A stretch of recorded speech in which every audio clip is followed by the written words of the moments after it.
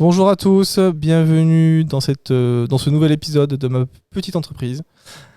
Bonjour. Bonjour Eric. Bonjour Paul. Et bonjour Richard. Bonjour Richard. Qui est très tendu. C'est les coussins. Détends-toi. Voilà. Détends-toi. Après, le micro sera trop loin. Ouais. Je suis ravi de t'avoir, mon cher Richard. Merci. Mon cher Richard, Content d'être là. c'est très gentil de prendre du temps pour nous en tout cas. Richard, je t'ai rencontré à la SNSM, Société Nationale de Sauvetage en Mer, où nous sommes tous les deux bénévoles. Et on s'est rejoints sur pas mal de valeurs durant plusieurs stages de premiers secours et compagnie. Et dans l'action. Et dans l'action, effectivement. Aujourd'hui, j'ai voulu que tu viennes parce que tu as un parcours qui m'intéresse. Et il y a eu des petits événements au cours de ta vie qui ont fait que tu as su rebondir et changer ta manière de faire. Et c'est ça que je voudrais évoquer avec toi aujourd'hui.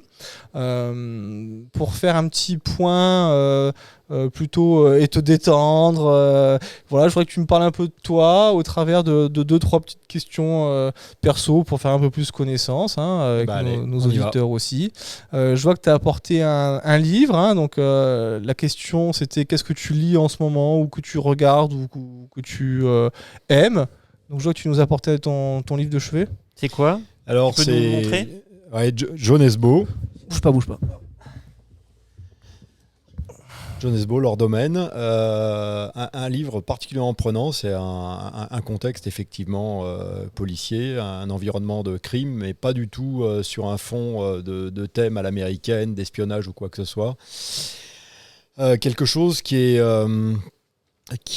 dépeint un crime qui remonte à il y a longtemps, quelque chose d'insidieux, quelque chose au niveau de la maltraitance des enfants au sein d'une famille et qui déclenche toute une série d'événements plus catastrophiques les uns que les autres, mais avec un réalisme et avec quelque chose qui dépeint les mentalités et les réflexions au sein d'un certain nombre de protagonistes. C'est super bien écrit, c'est pas très gai, mais c'est très bien construit et c'est un livre que je recommande. Super.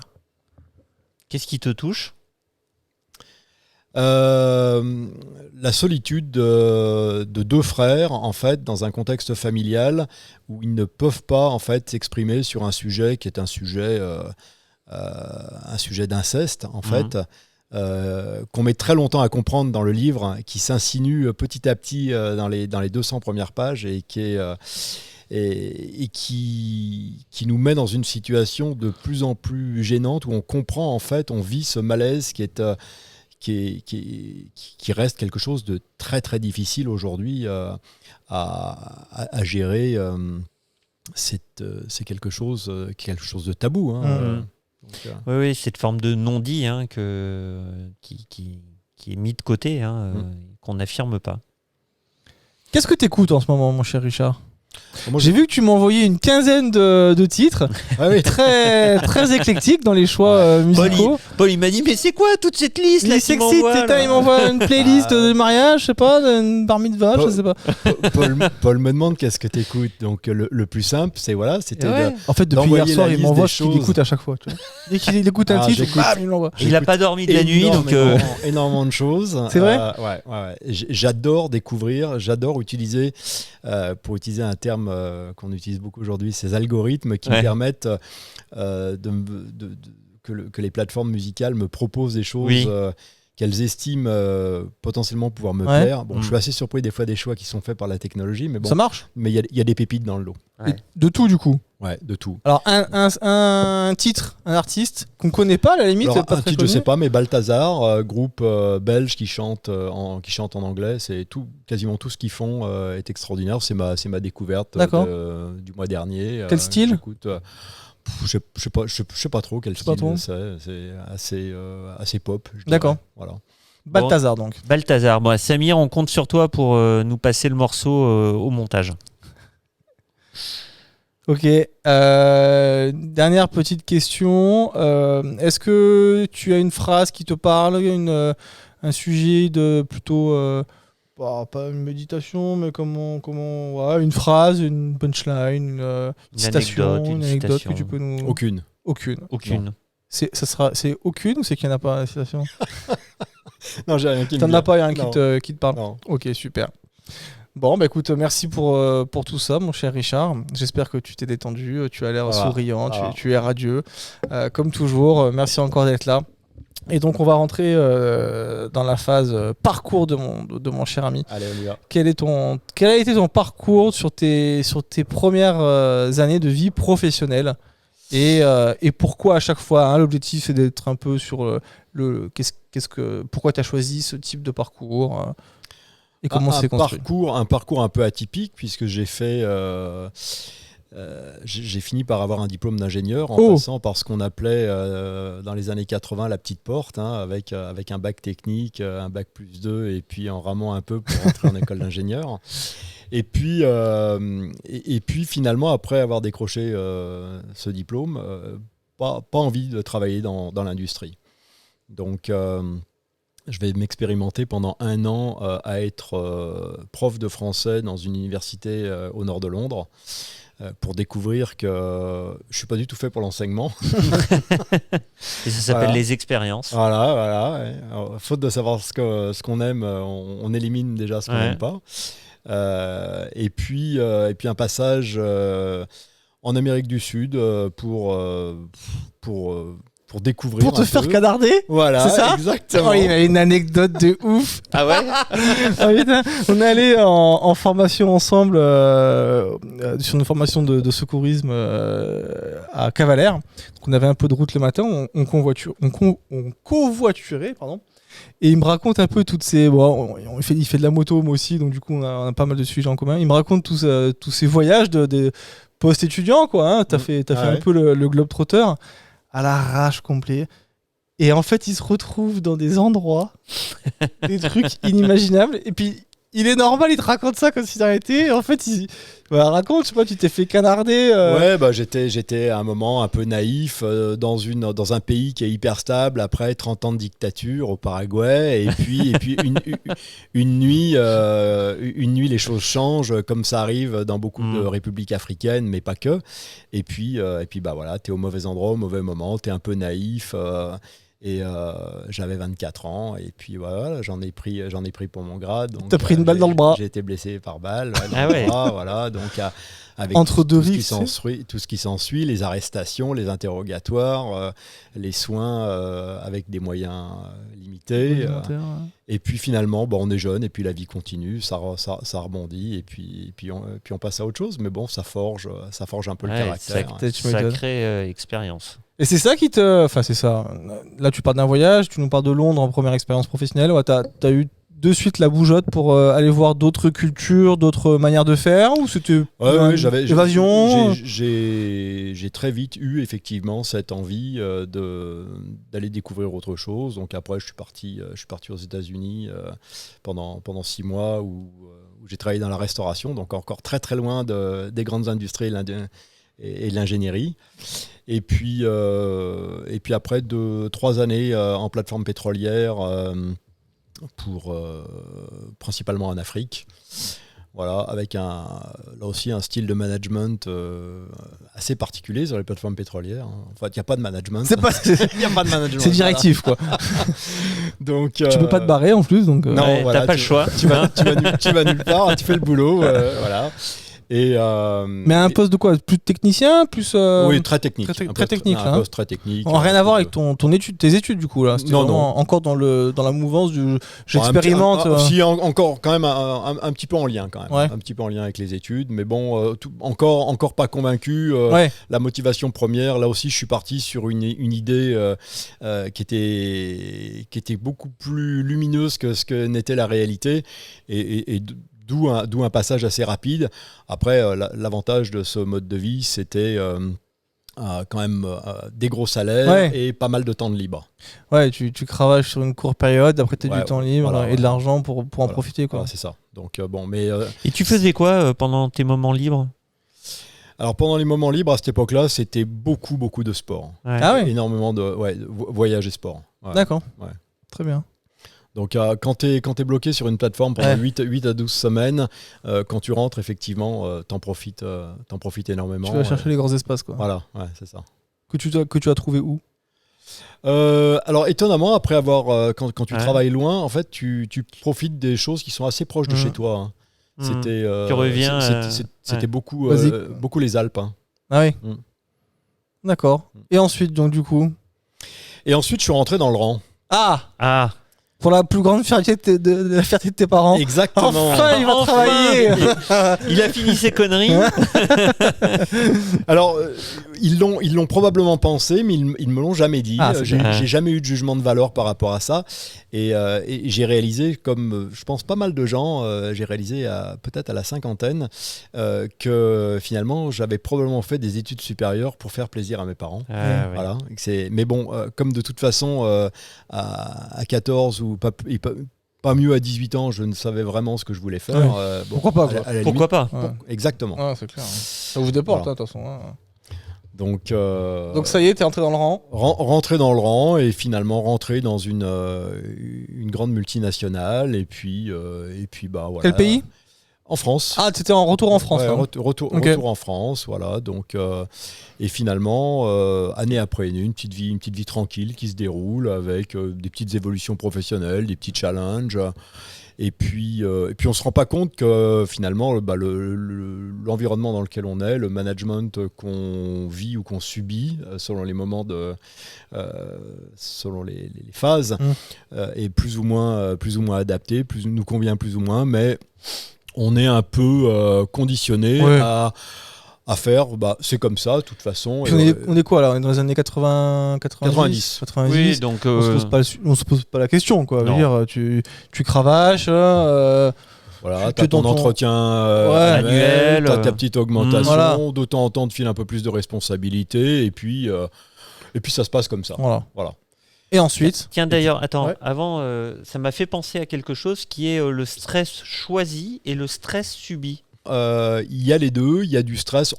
J'aimais bien à cette époque-là ce travail un petit peu sous stress que je me génère, où des fois il y a des choses qu'on fait un peu à la dernière minute. Et en danger, on aime bien ça. Un peu d'adrénaline, gentiment. Voilà.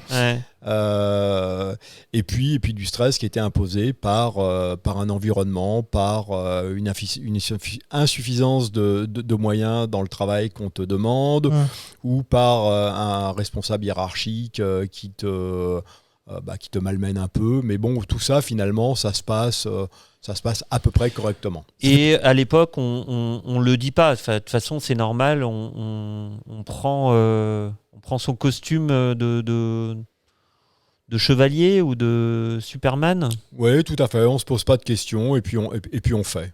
Et on fait. Ouais. Bon, après, t'as quitté ?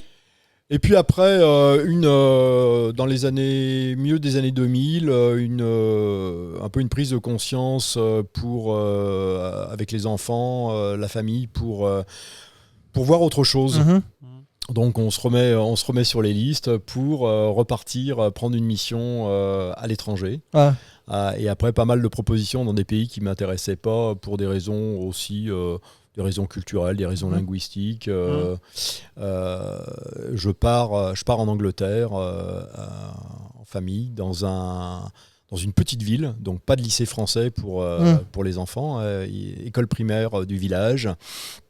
C'est bien pour l'intégration du ma motivation n'était pas du tout professionnelle. La mission qui m'était confiée était intéressante. Je partais comme directeur d'une usine, mais c'était vraiment un choix de vie vraiment orienté au niveau de l'éducation de mes enfants. J'avais deux objectifs pour eux. Qu'ils deviennent bilingues et qu'ils aient une double culture. Alors, double culture, faute d'avoir des parents de double nationalité, au moins d'être exposés. D'accord. Pourquoi cette envie déjà de la langue ? Parce que je pense, de par ce à quoi j'ai été exposé durant toutes ces années, que la France n'est pas nécessairement quelque chose qui tend vers... la seule vision de la France n'est pas quelque chose qui va donner une vision suffisamment large de ce qu'est le monde et de la façon dont on peut agir dans ce monde. Et j'en suis assez content, puisqu'aujourd'hui, mes enfants qui sont grands ont, pour certains d'entre eux, déjà bien bien explorer les possibilités qu'il y a au-delà du simple périmètre français. Okay. Juste faire une aparté par rapport à ce que tu viens de dire. Quelle limite, à l'époque, quelle est la plus grosse limite que tu vois de la culture française ou du système français dans sa globalité qui te fait dire ça ? Alors, une fois que je suis en Angleterre, justement, ce que j'y vois, c'est typiquement la sélection dans beaucoup d'entreprises par le diplôme. Et je découvre en Angleterre qu'en fait, on donne des opportunités toujours dans la même grande entreprise. Je suis resté dans le même groupe. D'accord. Donc, on pourrait dire même philosophie. Mais en fait, non, c'est le même groupe. Mais en Angleterre, ils ont leur culture. Et effectivement, les modalités de recrutement, que ce soit par les RH ou par les chefs de service, beaucoup plus d'ouverture à des gens avec qui viennent d'horizons complètement différents. Nous, en France, on nous dit un CV, ça ne doit pas dépasser une page, 2 pages. En Angleterre, on voit des gens qui arrivent avec des CV de 6-7 pages, qui ont fait des métiers complètement improbables par rapport aux Et c'est valorisé. Et c'est valorisé. Et oui. Pas de limite d'âge, pas de limite de sexe. Pas de discrimination non plus ? Non. C'est vrai ? Donc en fait, aussi la compétence par rapport à ce qu'on a fait et non pas par rapport à un diplôme. Savoir mieux que être ça. plutôt que savoir faire. Et oui, alors savoir-être, mais encore mieux que ça. Quelqu'un qui vient vous voir et qui vous dit, effectivement, je ne l'ai jamais fait, mais j'ai fait toutes ces choses-là. Et moi, je pense que je suis capable de faire ce que vous me proposez. Ouais. C'est génial. C'est génial. Et ça marche, pour l'avoir vécu. Bien sûr, ça marche. Ouais. Ça, c'est la vraie plus-value de l'étranger au final. Enfin, l'étranger. C'est un peu réducteur, mais au moins ça t'a ouvert une voie, une perspective que t'es sûr de ne pas avoir en France. Quoi. C'était une découverte, je ne savais pas ce que j'allais trouver. Et oui, voilà. Ouais. Je ne savais pas que j'allais mettre les pieds dans cette... Donc culturellement, tu t'es régalé. Je me régalais, c'est peut-être un petit peu... Tu as trouvé tes objectifs. Voilà, ça a été... j'ai beaucoup appris. Oui, tu as beaucoup appris. Voilà, c'était un monde de découverte. Et puis moi aussi, je suis allé dans des domaines qui n'étaient pas du tout... Les tiens à la base. Non, j'y suis allé pour les 2 premières années pour être directeur de cette usine. Et après, j'ai fait des tas d'autres choses qui étaient absolument inattendues. Je me suis retrouvé à gérer d'énormes projets d'éolien offshore. Qui était quelque chose où j'ai découvert un peu l'envers du décor, parce que l'éolien offshore, c'est pas forcément plus... C'était le début en plus, non ? C'était un petit peu le début, oui. Ouais. On avait commencé avec des projets qui sont beaucoup plus petits que ceux dont on parle aujourd'hui en Europe, donc oui, c'était le début. Ensuite ? Il se passe quoi ? Et bien ensuite, l'Angleterre, ça dure 7 ans. Okay. Et puis à un moment, on se dit oula, attention, c'est bien l'Angleterre, mais si je reste trop longtemps, je vais carrément devenir britannique. Faut quand même pas déconner. Faut pas déconner. Bien, niveau de la bouffe. Le thé, ça va bien 5 minutes. Bon, la bière à la limite, mais le thé, ça va bien 5 minutes. Et donc, recherche un petit peu recherche d'une suite. Et pas forcément simple, dans un contexte où effectivement, familialement, c'était on commençait à vraiment s'approcher du divorce aussi. Donc, 3 enfants, 4. 4 enfants. Ouais. Donc c'est une gestion qui est un petit peu compliquée quand même. Le retour en France, le retour en France qui pour moi par choix. Paris, c'était hors de question. Et les autres possibilités professionnelles, il n'y en avait pas. Donc c'était vraiment un retour en France cherché ou à défaut ? C'est pas trop chercher, oui, si. Si tu recherches une stabilité un peu. Pour gérer un peu quand même une séparation inévitable qui arrive. Et bon, finalement, pas de possibilité, une ouverture sur la Suède. Donc c'est clair qu'on se rapproche pas. Un retour en France, mais en Suède, en fait. Voilà. Avec un challenge, avec en quelques semaines une recherche de culture, compréhension de la culture là-bas, pour voir s'il y a l'adéquation familiale, dans un contexte familial qui est quand même... Là, il fallait que tu partes avec ton ex, en fait. Ma future ex, oui. Eh oui, oui, ta future ex, mais c'était énoncé entre vous deux. Ouais, il fallait un pays qui vous plaise à vous deux. On n'y avait pas encore mis les mots, mais ça n'a pas tardé après. Mais il fallait un pays qui vous convienne à vous deux, en fait. Voilà. Et donc là, recherche d'une culture. Alors c'est comme ça que tu procèdes à chaque fois. Tu vas rechercher une culture. Pour la validation, d'un pays de destination dans lequel tu sais que tu vas rester 1 à 2 ans minimum, il faut l'adhésion de la famille. Donc recherche des écoles, vérification du contexte un petit peu, sur tout ce qu'on peut voir ou ressentir. Bon, et finalement, on y va. Moi, je commence à travailler quelques mois avant, et puis ma famille me rejoint. Et là, je mets les pieds dans quelque chose qui très vite fait monter la pression. Là, il faudrait qu'on ait un jingle qui fait peur. T'as pas un bouton magique là? T'aurais dit Samir. Non, c'est pas celui-là. Non, c'est pas celui-là, Samir. Ouais, donc du coup, tu es vraiment dans un... Non plus. Ah, celui-là! Ah ouais. Celui-là! Attention! On arrive en Suède. Voilà. Et là, tu te rends compte que les gens sont beaucoup trop grands. Beaucoup trop grand. C'est n'importe quoi. Et que j'ai pas trop le type suédois, bizarrement. Ah ouais. Non.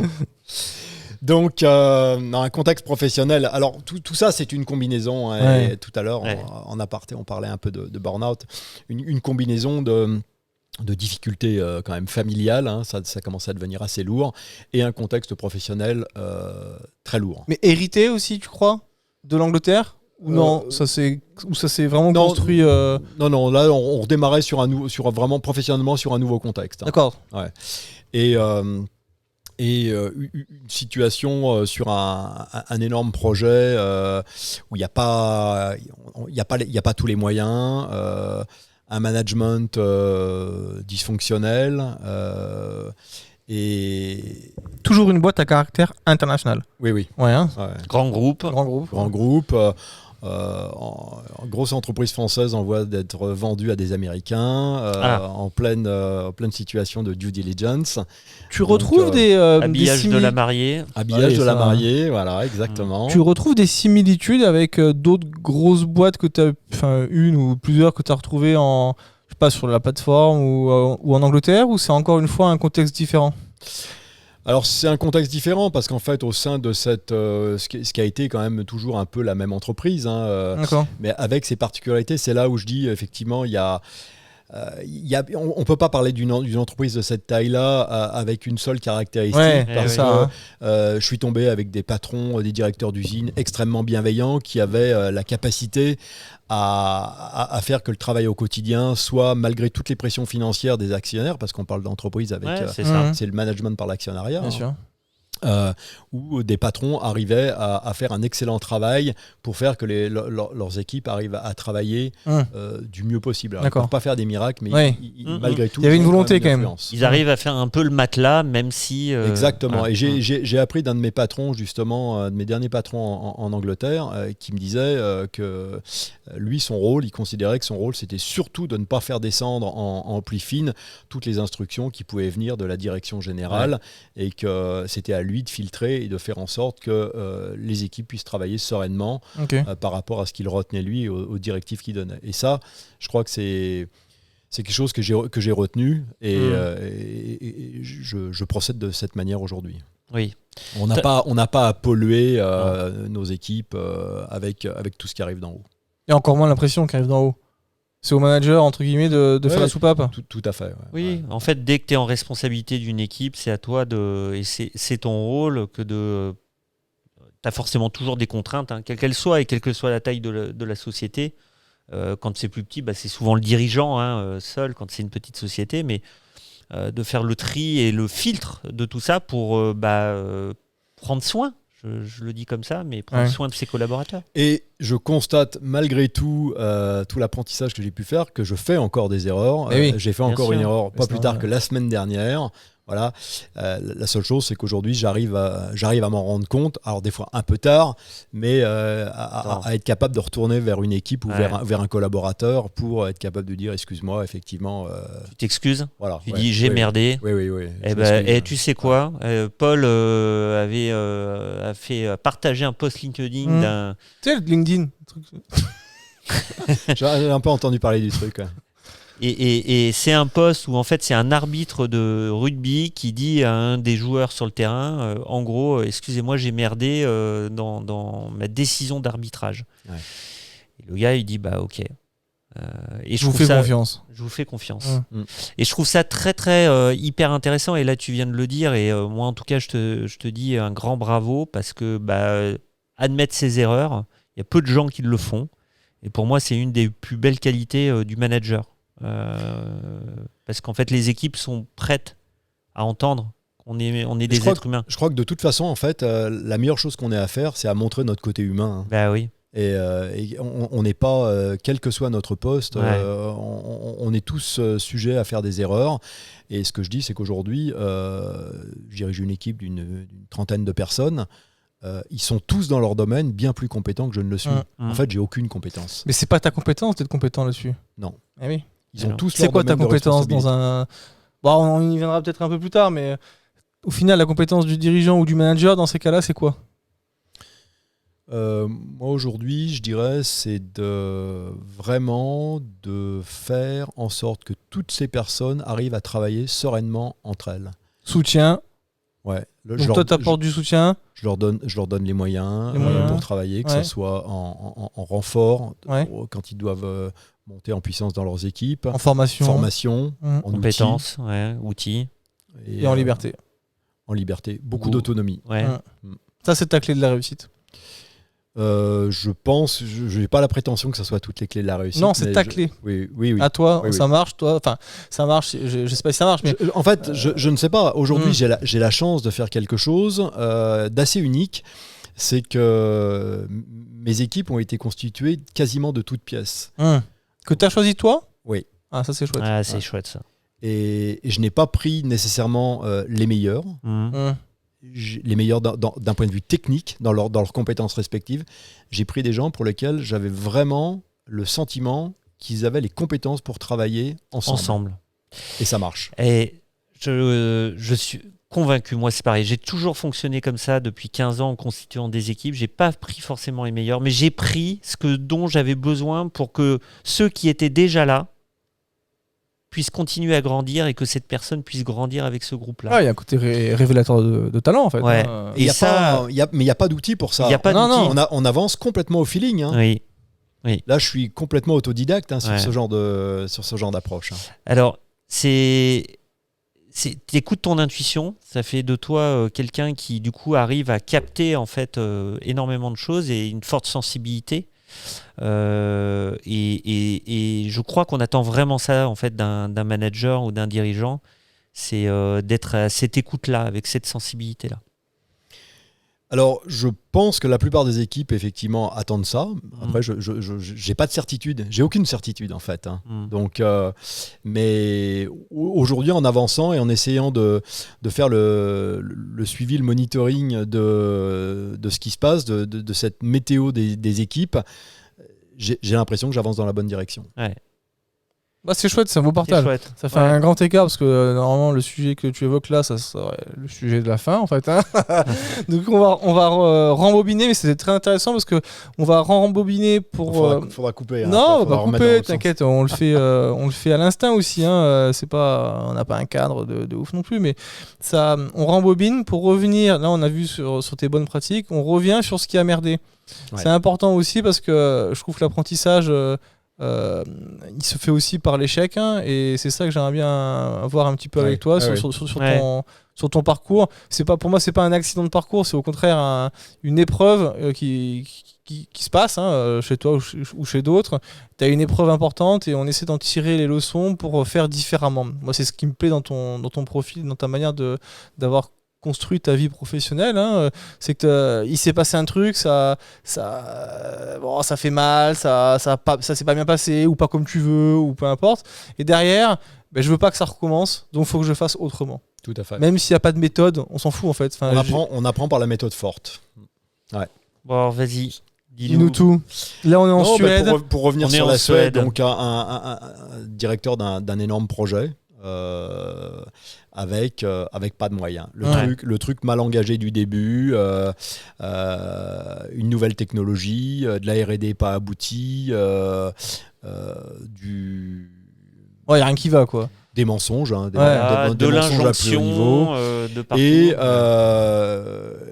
et on s'embourbe dans un projet avec une entité cliente représentante de l'État suédois qui voit que ça merde et moi je suis en première ligne. Je suis le représentant de l'entreprise vis-à-vis de cette organisation suédoise et jour après jour en fait cette problématique qui s'installe entre la personne que je suis professionnellement et la personne que je suis en profondeur et une espèce d'incohérence qui s'établit pendant des mois et qui fait qu'on se dirige vers quelque chose où à un moment c'est plus tenable. Tu le sens à l'intérieur de toi, une tension, une dissonance totale. Alors tu le sens jusqu'à un moment, c'était encore gérable jusqu'à un moment où j'avais ce même patron qui m'avait appris des grandes notions fondamentales du management et ce patron qui se fait virer. Et je me retrouve en prise avec un des dirigeants tout en haut du board. Et là, je commence à vivre l'enfer. Tyrannique ? Tyrannique. Là, on est en plein dans le harcèlement. C'est-à-dire qu'il confond le personnel, le professionnel. Il n'y a plus aucune méthode, il n'y a plus rien. Et pour une raison qui aujourd'hui me semble complètement étrange, j'accepte de vivre ça.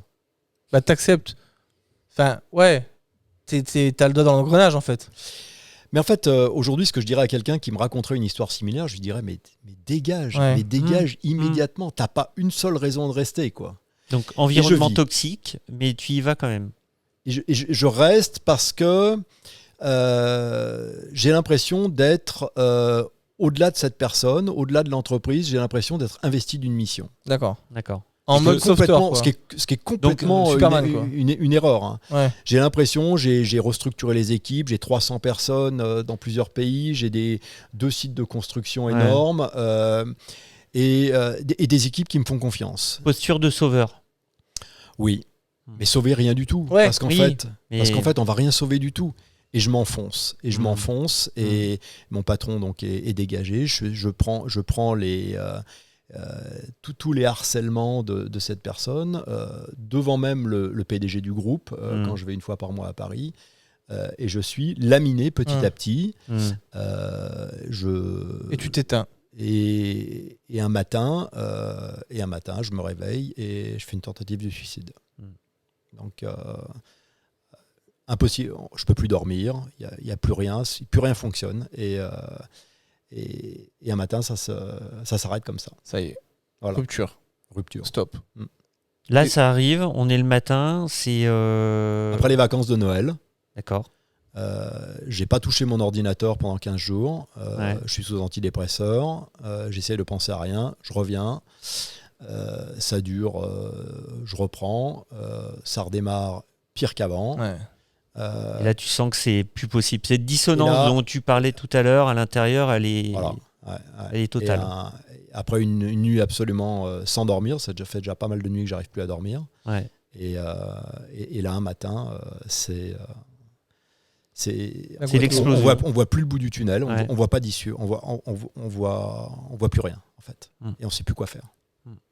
Donc on finit en hôpital psychiatrique. Ouais. Dans un pays qui n'est pas le nôtre ou tu es revenu en France ? Voilà, non, je suis en Suède. Tu es en Suède encore. Ouais. Donc encore un truc que tu connais pas, enfin, il n'y a rien qui te rassure au final.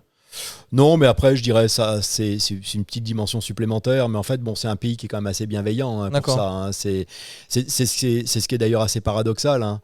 Faire un burn-out en Suède, c'est un des pays où il y a la meilleure qualité au monde de vie. Ce qui est le cas, hein. C'est pas un mythe. Hein. Je veux dire, j'ai en face de moi des gens qui travaillent au côté client. Tous mes sous-traitants sont des gens qui ont une vie très, très bien réglée entre la vie professionnelle et la vie personnelle. J'ai jamais vu un pays où il y a un tel respect de la vie personnelle. Ouais, mais je crois que c'est un des pays où il y a le plus de suicides aussi. Hein. Alors, il y a effectivement une problématique qui est liée à la luminosité. On est quand même des êtres de soleil. Non, mais c'est clair. Hein. Vitamine D, luminothérapie sont à la clé même de beaucoup de personnes dans ces pays qui sont nés dans ces pays. Hein. Donc ça, effectivement, j'avais peut-être loupé un peu cette étape, mais à mon avis, ça n'aurait pas changé grand-chose. Tu crois ? Non. Ouais. C'est un processus qui était enclenché. Qui reculait pour mieux sauter. Hein. Ok. Donc, à partir de là, de toute façon, tout s'arrête professionnellement. Hein. Donc, Et personnellement, t'es plus avec ta compagne? Non, on est séparés depuis 6 mois. On a vécu des choses un petit peu compliquées l'année d'avant. Ce que je veux dire, c'est que tu retrouves pas de base non plus. Non, j'ai plus de base. T'as plus de base. Hein. Non, j'ai plus de base. Donc ma base, c'était mon travail. Et oui. Ouais. Ton refuge. Ma mission de sauveur. Et, ouais.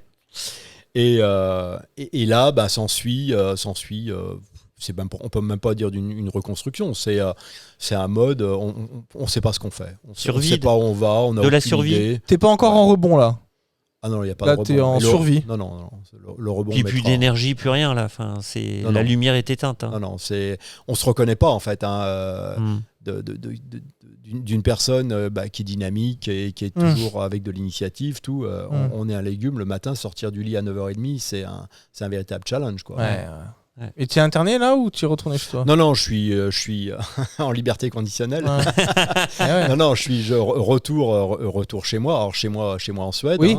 Pas de travail, évidemment. Je suis remplacé immédiatement. Ça veut dire quoi? Tu t'es fait lourder ou t'es parti? Non, je suis en arrêt maladie. Maladie. Dans un système suédois, en arrêt maladie, remplacé immédiatement.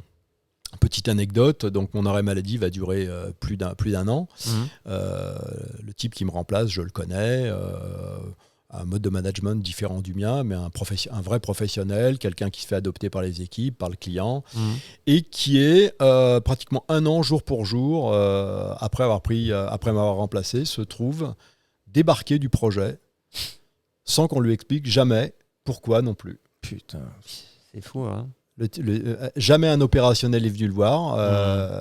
Le même gars qui m'a harcelé fait savoir au RH de délivrer un message à mon remplaçant pour lui dire c'est terminé. Tu penses que tout ça est lié alors je vais même le dire différemment. Est-ce qu'à un moment, tu as eu de la colère, tu en as voulu J'en ai voulu à beaucoup de monde. Ouais. J'ai eu de la colère. Et c'est là où je dis, en fait, oui, tout ça, il y a quelqu'un qui a eu des actes qui sont condamnables. J'ai décidé de pas le poursuivre pour ça. Ouais. Parce qu'à un moment, c'est lourd, de toutes ces actions en justice. C'est dur de faire le deuil avec ça, en fait. Vu que ça traîne. Ça t'aide pas en fait. Ouais, il faut passer à autre chose. Ouais, c'est ça en fait. À un moment, faut tourner la page. Tu te rends compte que soit tu restes en arrière et tu vas au bout du combat, mais pourquoi? La difficulté, la réponse, il y en aurait une éventuellement, c'est pour éviter que cette personne continue à le faire. Parce qu'il y a eu d'autres personnes, il y a eu d'autres victimes, il y en a eu avant, il y en a eu après. Donc ça, par contre, c'est quelque chose qui pourrait être effectivement une vraie motivation pour aller au bout de la démarche. Mais à un moment, on est en mode. Et puis on est déjà en mode reconstruction, donc l'énergie, on n'en a pas beaucoup, donc on la met déjà pour se reconstruire. Ouais, exactement. Alors ça, c'est une personne, mais après, c'est un système. Et oui, c'est-à-dire qu'on est dans une entreprise. On est dans une entreprise qui prône l'éthique, qui prône le whistleblower, qui prône effectivement toute une éthique au niveau des salariés, au niveau de. Mais rien ne se passe en fait. Mais tu crois que c'est quoi? C'est-à-dire que c'est du bullshit, vraiment? Ou c'est que c'est une personne qui a fait que? C'est un système, un mélange. C'est-à-dire que la personne, elle a fait ce qu'elle a fait. Ouais. Mais rien dans le système n'a fonctionné. Ça a été toléré. Ouais. Ça a été complètement toléré. Puisque ça a encore eu lieu derrière. Bien sûr. De toute façon. Et c'est pas... ton expérience de vie là, que tu nous partages, aujourd'hui existe encore. Mais bien sûr. Elle existe. Et depuis, j'ai effectivement eu... entre guillemets, la fierté de pouvoir aider 2 personnes de mon entourage qui ont vécu des choses similaires. Comment t'as fait? Je leur ai dit, mais ne te fais pas d'illusions. C'est sans issue. Ça changera pas. C'est absolument sans issue. Les quelques symptômes qui m'ont été décrits au sein du changement d'organisation, souvent c'est lié à un changement d'organisation. Ouais. Et tu ne peux pas te battre contre ça. Ouais. Tu peux aller au prud'homme, tu peux gagner de l'argent, tu peux faire des tas de choses, mais tu ne changeras pas la relation qu'il y a entre l'organisation ou une personne de cette organisation et ce que tu vis toi. Et comment tu as choisi ton combat alors? Comment ça? Bah, tu as choisi donc d'arrêter, de te reconstruire. Alors j'étais en arrêt pendant 13 mois. Ouais. Derrière, après, ce qui est compliqué, c'est que plus on est arrêté longtemps, plus pour revenir sous n'importe quelle forme de travail, c'est compliqué. Compliqué par rapport à toi ou compliqué par rapport au regard de la société? Alors, non, compliqué par rapport à soi. Ah oui, d'abord. Ouais. C'est pour ça Tout aux épaules. Tout refaire Ouais. fonctionner. Oui, il faut que tu repartes dans une dynamique de travail. Alors, le travail, j'en ai fait grâce à des amis qui avaient des petites entreprises Mhm. et qui, pour me faire me lever le matin, me filaient du boulot. Alors, Oui. c'est du boulot d'atelier. Hein, Ouais. mais peu importe, on est trop content de se lever. Hein. Ouais. C'est ça. Et d'avoir Change de assemblé 3 pièces mécaniques Ouais. qui, pendant ce temps-là, on n'a pas à réfléchir. Hein. Ouais. Et mine de rien, petit à petit, aussi faible soit la valeur ajoutée du travail, on reprend un peu confiance quand même. Et on sait pourquoi on se lève. Et c'est ça qui t'a mis un petit coup de fouet, qui t'a permis de rebondir ou... Non, j'ai été accompagné. Oui, bien sûr. J'ai été beaucoup accompagné de médicaments, accompagné de psychiatres. En Suède, toujours. Voilà. Non, j'étais revenu Non, là, en t'es France. revenu en France, J'étais d'accord. revenu en France et j'avais réorganisé ma vie pour avoir la garde alternée de mes enfants. D'accord. Voilà. Et c'est ça qui t'a donné aussi de... Bah, ça m'a aidé, oui. Ça aide hein, quand le matin, Ouais. le matin, même si c'est dur. Hein, t'es pas seul, quoi. Il y a une semaine sur deux, quand on a les enfants, Tu te dois de mettre on un est coup obligé de de faire un pied au cul, minimum quoi. bonne figure. Ouais, hein. c'est Puis ça. là, on le fait avec le cœur. Eh oui. Exactement. Hein. C'est une belle transition à une invitée qu'on va recevoir bientôt, qui s'appelle Sophie, qui est présidente d'une association qui s'appelle 60 000 rebonds. C'est une association qui existe en France qui, justement, suite à des faillites, qui accompagne le dirigeant sur le rebond d'après, parce que la faillite pour un dirigeant, c'est souvent après signe de dépression et autres choses du genre. Et du coup, ça va vraiment donner le kick pour le premier kick, quoi. Donc toi, Je pense que pour un dirigeant, quand c'est en plus sa propre entreprise, qu'on y a mis toute son énergie et des fois une partie de son patrimoine, ça doit être encore plus dur. Et c'est là où effectivement il y a certainement une dimension qui est différente dans ce genre d'événement où on y laisse sa santé. C'est quand c'est vraiment son entreprise ou quand on est entre guillemets que salarié, tout investi qu'on est. Et donc 13 mois passent, on est en France, tu vois tes enfants, Voilà. et c'est l'heure de chercher un taf. Non, c'est l'heure de retourner au travail dans la même entreprise. Ah putain, pardon. Et oui. Ça venait du cœur. Ah ouais, donc ça veut dire que t'es encore en contrat, je suis bête. Et oui, donc Eh oui. rapatrié sur des feuilles de paye françaises, Ouais. grâce quand même à un RH bienveillant D'accord. qui a enfreint certaines règles pour sinon parce que moi quand j'étais en Suède j'étais expat britannique D'accord. sous contrat britannique. Donc il n'y a pas de chômage, il n'y a pas de... Voilà, donc il me rapatrie sur un payroll français. Il se fait un peu taper sur les doigts, mais bon, je pense qu'il assume et j'en ai. Il met le peu d'humain qu'il fallait dans cette entreprise. Exactement. Et donc, quand on reprend le travail, on avertit son employeur et puis on attend de savoir où est-ce qu'on va aller, ce qu'on va faire. Donc tu sais pas le pays, tu sais pas la boîte. C'est la France.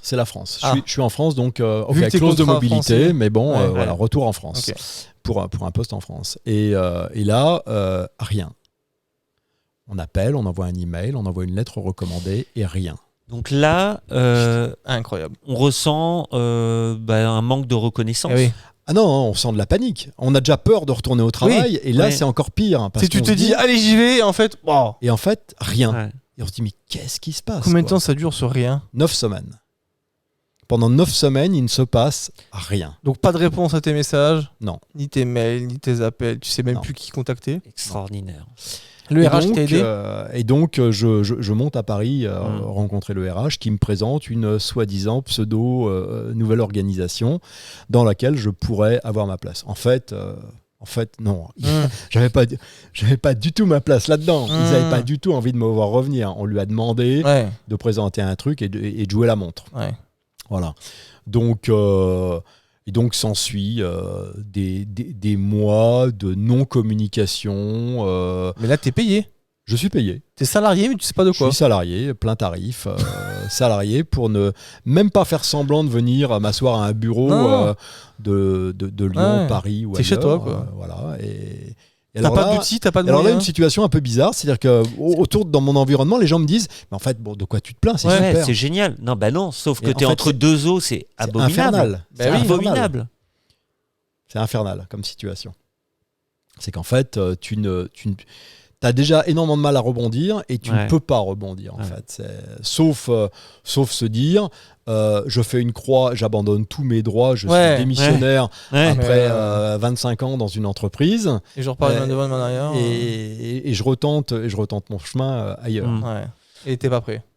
Bah, non. Il y a de la rancœur. C'est encore. Oui, encore. Il faut pas mal d'années pour que les choses passent. T'as pardonné aujourd'hui ? Je suis passé à autre chose. Ouais. Je sais pas si je peux vraiment dire que j'ai pardonné. Non, j'ai pas pardonné. Et des fois, je me dis, mais qu'est-ce que cette personne fait encore subir à ses collaborateurs au quotidien. Alors, parle-nous de ton job d'après, alors. Alors mon job d'après, bah voilà, c'est le hasard de la vie qui fait que je ne cherche pas. Je m'étais même dit, je ne retournerai pas dans l'industrie. Je ne retournerai pas refaire ce que j'ai fait pendant si longtemps. Mais je sais pas vraiment quoi faire. Et puis le hasard des rencontres fait que je rencontre celui qui a été mon mentor, qui m'a tout appris au métier au début des années 90. En Angleterre ?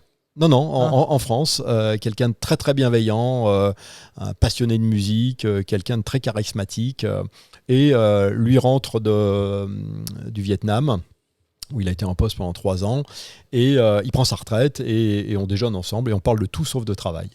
Génial. Et puis à un moment, voilà, il me dit, il y a quand même, tiens, au fait, il me parle d'une personne avec laquelle on a travaillé quelques années plus tôt, et il me dit, cette personne l'a appelé pour lui proposer du travail sur Marseille.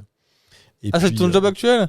Voilà, à peu de choses près, ouais. Et donc voilà, il me dit, mais au fait, ça pourrait peut-être t'intéresser. Non, pas plus que ça.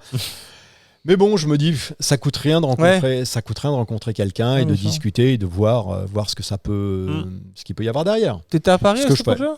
J'étais à Lyon. T'étais à Lyon, hein ? Voilà. Et donc, s'enchaînent différentes rencontres.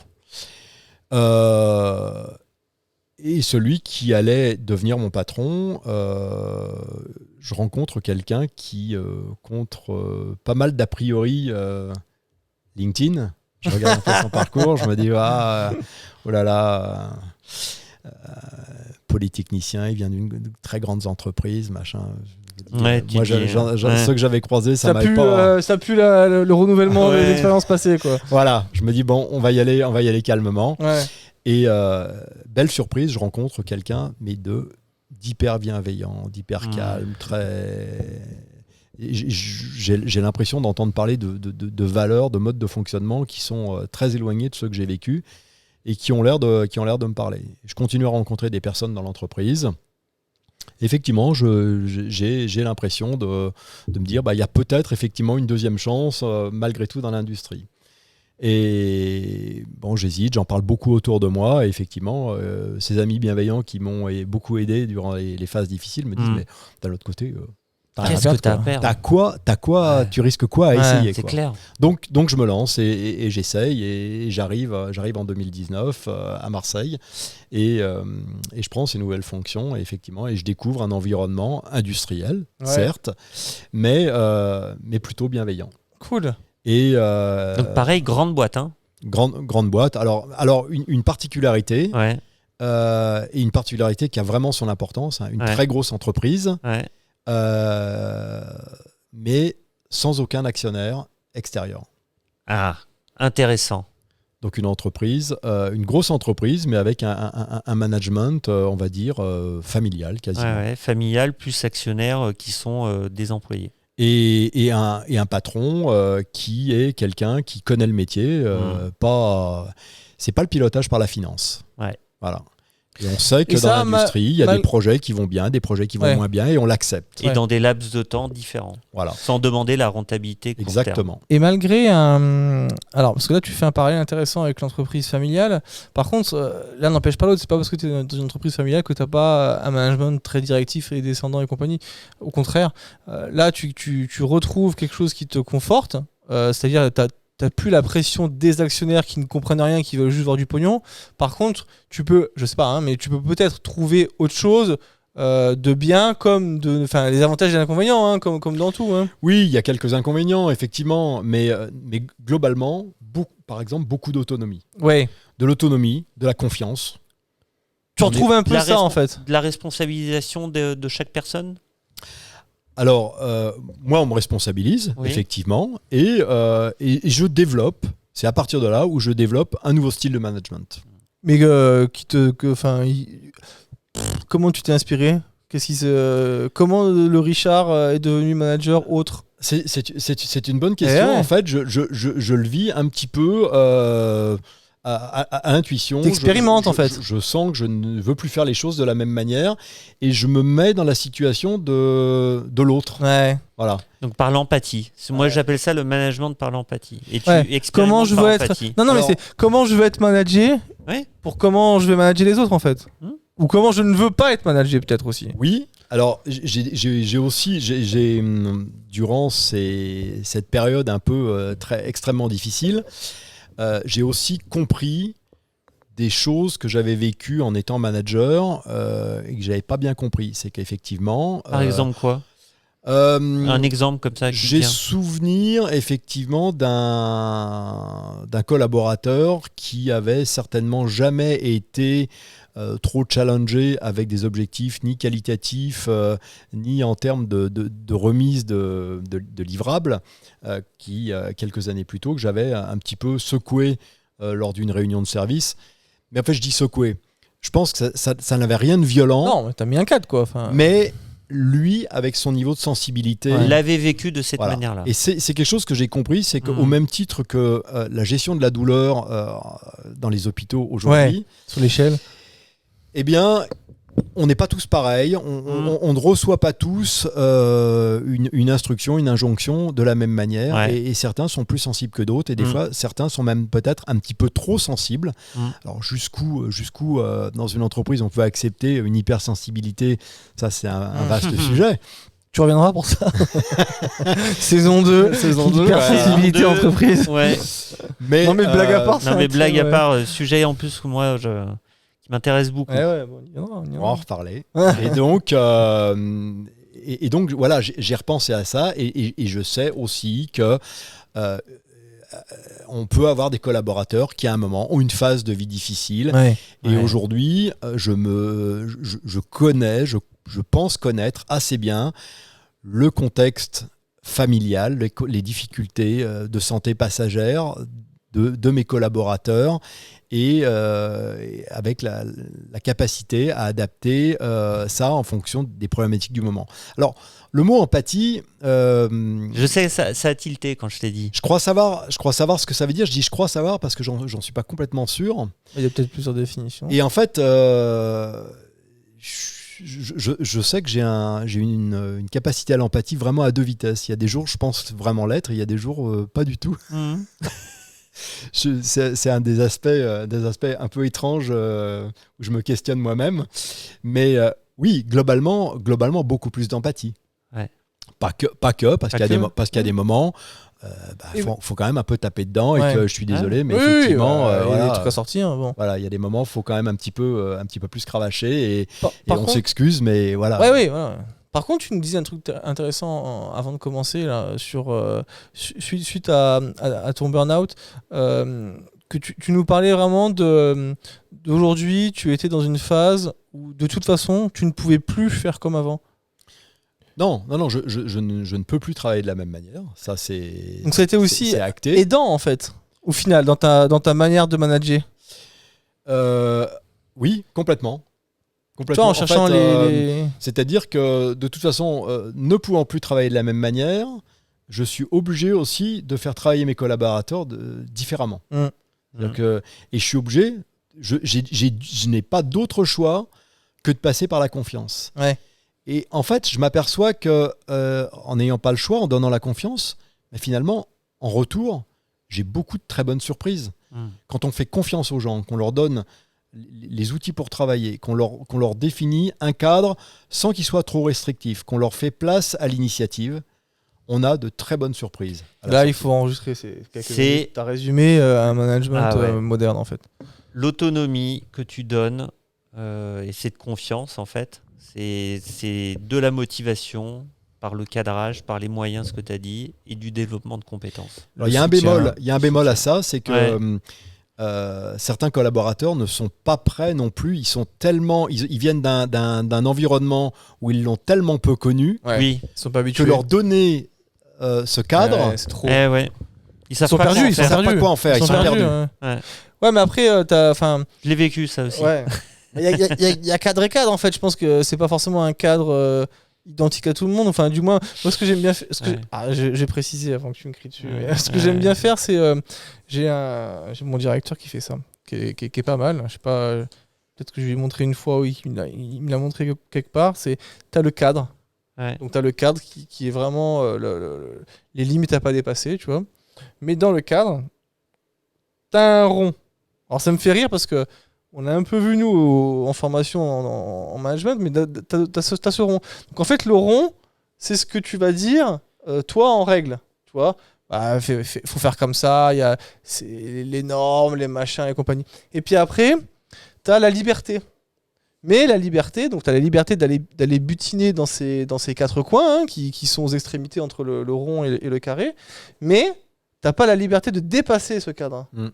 C'est ça qui est intéressant, c'est que le rond, au final, le rond, il peut avoir une forme complètement différente en fonction des collaborateurs, mais la forme qui reste identique, ça va être ce gros cadre qui est même très généraliste. Après, c'est pas très grave si c'est pas hyper précis, mais en tout cas, c'est la limite à pas franchir. Mais dans ce cadre, tu peux jouer en fait.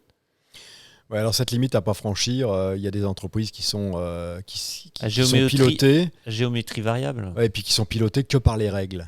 Oui. Et à un moment, si on veut aussi que les choses fonctionnent, si on veut que les gens soient contents, si on veut trouver des solutions à des problématiques qui sont en permanence nouvelles, il faut aller chercher en dehors du cadre. Et il y a des moments, si on revient toujours à la règle, tu peux pas faire ça parce que, on sort jamais du cadre, on trouve pas de solution. Mais parce que c'est des règles qui ont été édictées et souvent on le voit dans des entreprises qui ont de l'inertie et plus c'est gros, plus ça peut créer de l'inertie ou des guerres de clochers ou de pouvoir. C'est de faire évoluer les règles, la problématique. C'est comment, en fait, les règles qui ont été édictées dans un contexte et un moment, elles évoluent et on peut les faire évoluer. Oh, mais c'est l'expérimentation, ça. Enfin, moi, mais dans les grandes entreprises, c'est compliqué. Ouais, moi, je veux pas une grosse boîte, mais moi, j'expérimente, si tu veux. Le cadre, ok, si on me demande, il n'y a pas de problème. On expérimente.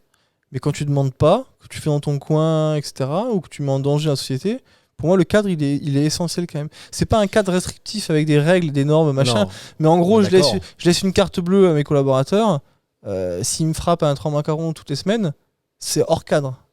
Tu vois, il a la liberté d'inviter des clients, machin, ou même lui, si ça lui fait plaisir et qu'il a besoin de se détendre, il n'y a pas de problème. Mais par contre, la limite à pas dépasser, c'est ce qui paraît...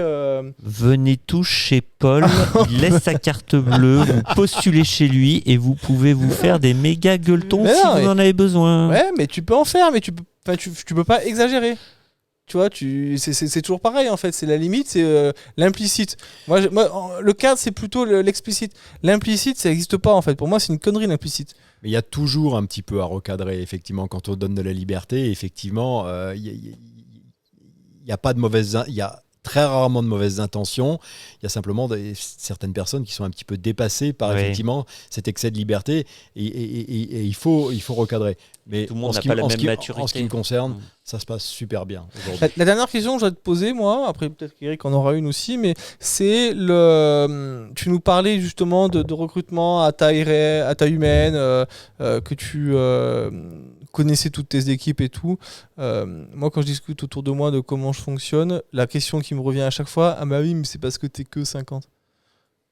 Ouais, est-ce qu'aujourd'hui, si vous étiez 2500 je sais pas combien tu es dans ton service, dans ton machin, mais est-ce que je pose la question autrement, à quel moment le nombre peut changer c'est une bonne question, le prisme? Je peux pas répondre. Je sais qu'aujourd'hui ça marche bien. Y en a un. Je sais que demain Là, je suis dans une phase où je rentre dans une phase qui est complètement nouvelle, où je démarre les recrutements sur du personnel en Afrique. Oui. Donc, gros gap culturel, même technique. C'est des équipes que je me suis engagé à connaître de la même manière que je connais mes équipes en France. Ça va être un nombre qui va être entre 30 et 40. Je pense que j'ai encore la capacité à gérer un total de 70 personnes en restant dans quelque chose de proximité où je leur laisse des possibilités de sortir un peu du cadre. Voilà, après... En fait, ça dépend du niveau pour partager, parce que moi, je l'ai vécu. C'est ce que j'allais te dire, ouais. Et je vous le partage, parce que j'ai vécu différentes tailles d'équipes. Même en management direct, au final. Et en management direct aussi. En fait, ça dépend de la maturité des personnes qui vont être là aussi à faire ton relais. Et cette maturité, c'est à la fois de la compétence et du temps et des valeurs. Et est-ce que c'est bien imprégné ? Donc, en fait, c'est aussi la célérité à laquelle tu vas croître. Voilà. Et dit autrement, par contre, je suis intimement convaincu qu'on ne peut pas non plus dépasser en management direct de trop grande taille. Alors des fois, voilà, les boîtes de conseil ou machin vont te dire oui, c'est 10, c'est machin. Non, en fait, c'est le nombre, suivant cette maturité-là que les personnes ont en dessous de toi, le nombre va être plus ou moins important. Donc, mais c'est autour de quoi, tu penses ? Parce que moi, je vois personnellement, on est une 45, je crois, à peu près. Je pense être en proximité avec 99% des sauf gars. que tu as quand même du management de relais. Mais alors, c'est justement là où j'ai l'avenir. J'ai quand même du management de relais, c'est ce qui me permet d'avoir du temps pour faire ce management machin. Mais après, c'est plus du management, c'est de la relation humaine. Ouais. Et par contre, à l'inverse, pour me contredire, demain, si on était 200, techniquement, j'aurais pas le temps de passer 5 minutes avec mes gars le matin, quoi. Moi, je vais te partager quelque chose. J'ai eu un moment en taille de management direct, le plus important que j'ai eu, c'est 100 personnes en management direct. C'est énorme, 100 personnes. Sans relais ? Genre, c'est un plateau de 200 personnes ? Oui. C'est ça, sans trop de... Sans trop, avec un peu de management. Mais avec un peu de management, mais pas tant que ça. Manque de maturité dont je t'expliquais. Donc, tu te retrouves avec les 100. Et moment de crise, une attaque cyber, je me retrouve... l'ensemble de l'équipe, des équipes, perdent leur outil de travail. Et là, je me lance dans... J'appelle chaque collaborateur qui se retrouve bloqué chez lui. C'est lourd, hein. Là, 100, c'est lourd. Voilà. Ouais. Donc ça marche pas. C'est la limite de l'exercice. Ouais. Voilà. Ça marche pas. Ouais. Donc on est d'accord qu'il y a quand même une limite. Après, même s'il y a du management et tout, mais ça peut être une solution aussi, hein, de segmenter aussi pour garder. Enfin, moi, je sais que personnellement, je vais pas aller vers une croissance folle, vers des achats d'entreprises extérieures, parce que je vais perdre cette faculté d'être en proximité aussi, tu vois. C'est la difficulté que tu évoquais, c'est qu'effectivement, quand on commence à créer un management de niveau intermédiaire, s'assurer que ce management intermédiaire qui fait bien son boulot d'un point de vue technique, mais sur cette dimension managériale, avec tes valeurs, comment vont-ils le faire avec tes valeurs ?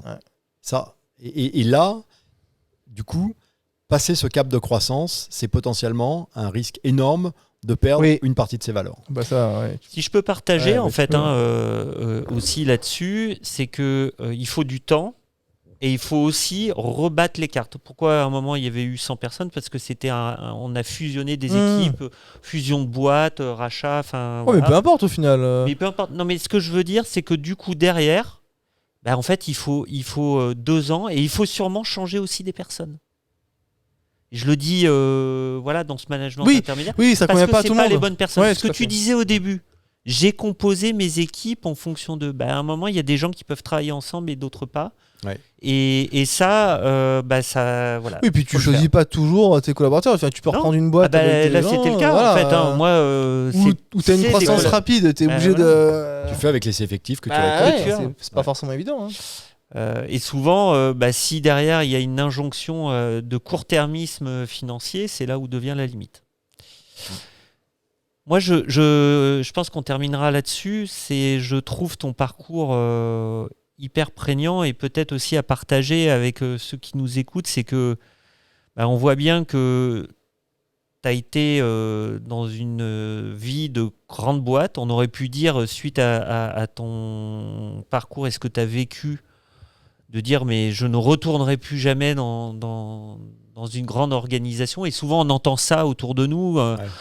Oui, j'ai éclaté au vol, mais c'est la faute du système, c'est la faute des grandes boîtes et autres. Ben non, tu y es aujourd'hui retourné et tu arrives à y vivre pleinement en étant toi, en ayant un management de bienveillance, de ce que tu nous expliquais. Moi, je trouve que c'est une belle leçon. Alors, c'est aussi, tu l'as dit, un contexte d'actionnariat différent. Un contexte, un mais c'est hasard, possible. Parce que demain, dans cette grande boîte, je peux aller à côté demain et tomber sur un manager direct qui n'aura pas du tout cette façon de faire. Voilà, l'humain Donc, mais c'est possible et c'est une belle leçon, je dirais, de vie, d'espérance, et à partager. Je te remercie. C'est possible. Moi, en tout cas, Richard, encore une fois, je te remercie pour ton authenticité et ta sincérité. Merci à vous. Tu nous as livré énormément de belles choses avec toute l'authenticité qui te caractérise et je te remercie du fond du cœur. J'ai énormément appris aujourd'hui. Je suis ravi de t'avoir reçu. Je suis convaincu que du coup nos chemins ne feront que se recroiser, ne serait-ce qu'à la station de Bandol, mais aussi autour de peut-être ici sur ce canapé pour un prochain ici, thème. Et d'ailleurs je vais abonder en ce sens. Si tu le souhaites, j'aimerais que tu nous proposes un invité. Oui, avec plaisir. Sur le sujet de ton choix. Et soit si tu peux venir avec, c'est encore mieux. On serait à 4, ça serait cool. Ou alors juste lui ou elle, enfin, peu importe, mais si tu pouvais nous recontacter avec un invité un jour, et ça serait vraiment, plaisir. Chouette. Vraiment chouette. Et moi j'ai été très heureux de faire ta connaissance, parce qu'on ne se connaissait pas il y a encore quelques heures. Non, c'est vrai. Une très très belle rencontre. Merci. Oh putain, faut que je fasse un garrot. Un garrot, donnez-moi un truc, faut que je fasse un garrot. Qu'est-ce qui lui arrive? Parce que la SNSM, je suis le roi du garrot, faut savoir. Oui. Non, merci mille fois, Richard. Merci à vous. Et à très bientôt. À très bientôt. Merci. À Samir. Et merci à vous, les auditeurs. À bientôt. À bientôt.